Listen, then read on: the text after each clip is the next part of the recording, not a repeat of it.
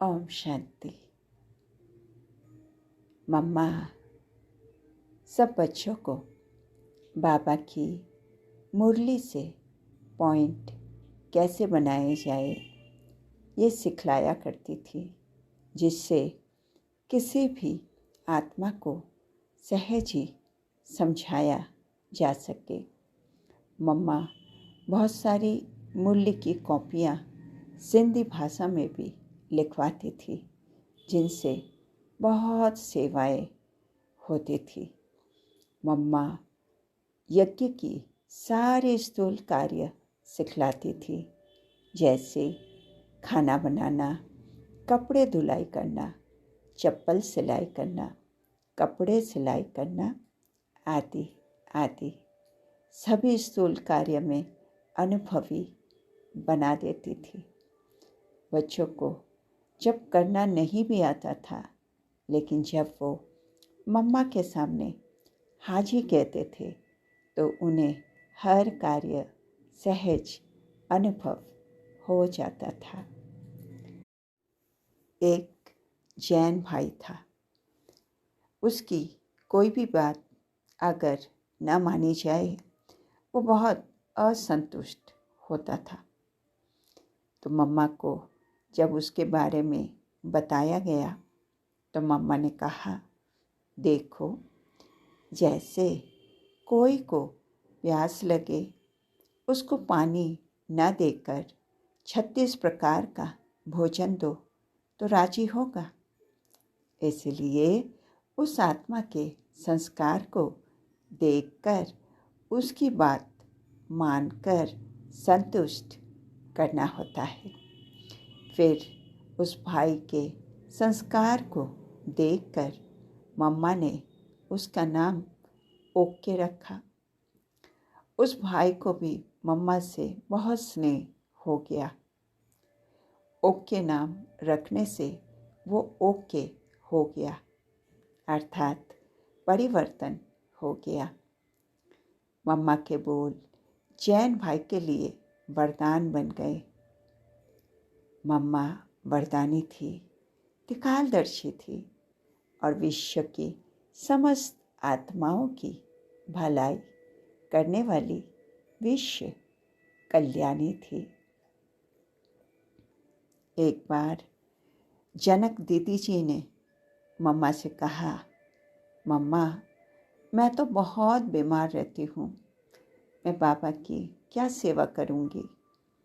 तो मम्मा ने एकदम उनके मुख पर अंगुली रखते हुए कहा, शेरनी शक्ति स्वरूप आत्मा ऐसे कमज़ोर संकल्प कभी नहीं करती।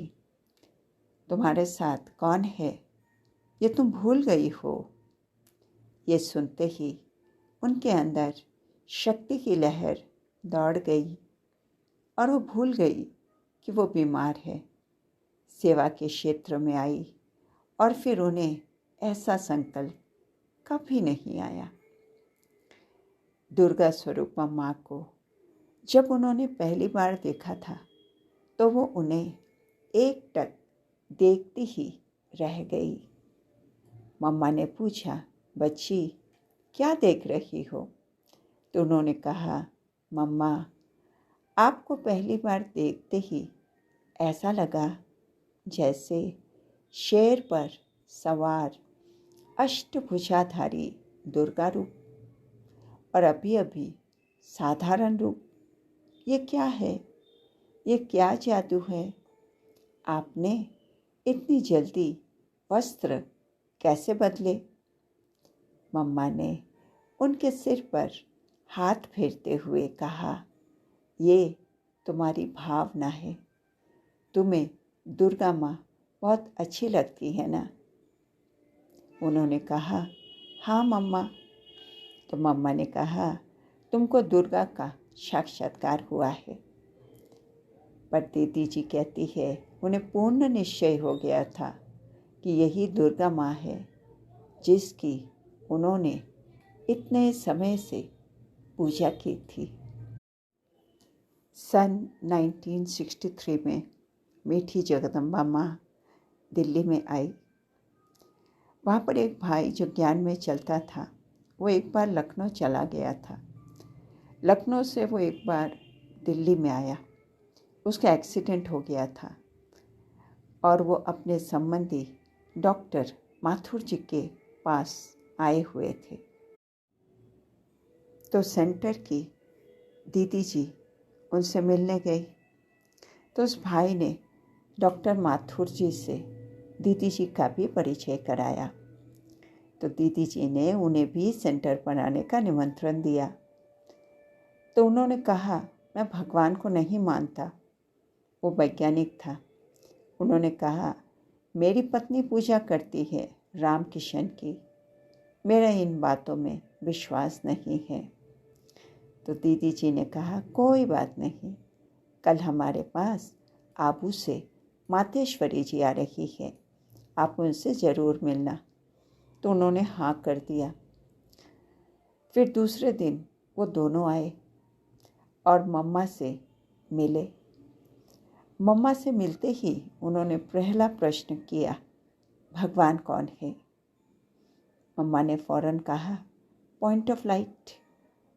तो उन्होंने कहा, विज्ञान भी यही कहता है कि कोई सोर्स ऑफ एनर्जी है जो विश्व को चला रही है। ये बात उनको जच गई। मम्मा ने कहा, कल से आप कोर्स करना।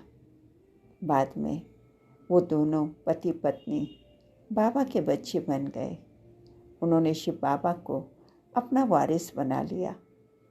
पक्के निश्चय बुद्धि, अचल अडोल रहे।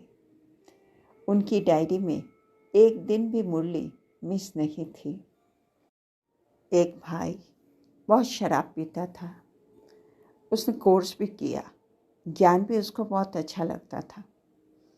एक दिन अचानक वो सुबह सुबह क्लास में आया जब मम्मा की मुरली चल रही थी। वो बड़े ही ध्यान से मुरली सुनता रहा। अंत में वह उठकर बोला, माँ, मुझे माफ़ कर दो। ऐसा कहकर उसने रोना शुरू कर दिया। मम्मा ने उसे ममतामयी दृष्टि दी।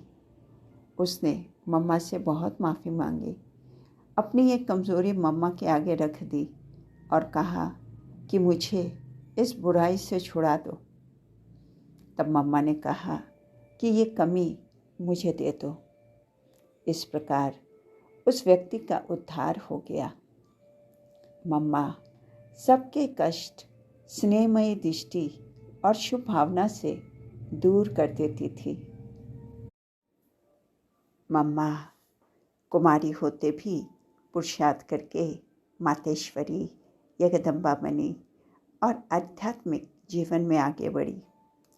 उनको देखकर हमें भी उन जैसा बनने की प्रेरणा मिलती है। एक बार बाबा ने हंसी में सरला दीदी से पूछा, बच्ची, तुम्हें मम्मा जैसा बनना है? बनना है तो मम्मा की पूछ पकड़ लो, अर्थात मम्मा का अनुसरण करो। कहते हैं कि कामधेनु की पूछ पकड़ने से इस संसार रूपी सागर से पार हो जाते हैं। वैसे ही तुम्हें भी मम्मा जैसा बनना है तो मम्मा की पूछ पकड़ो। तो प्यारे बाबा को दिल से शुक्रिया। ओम शांति।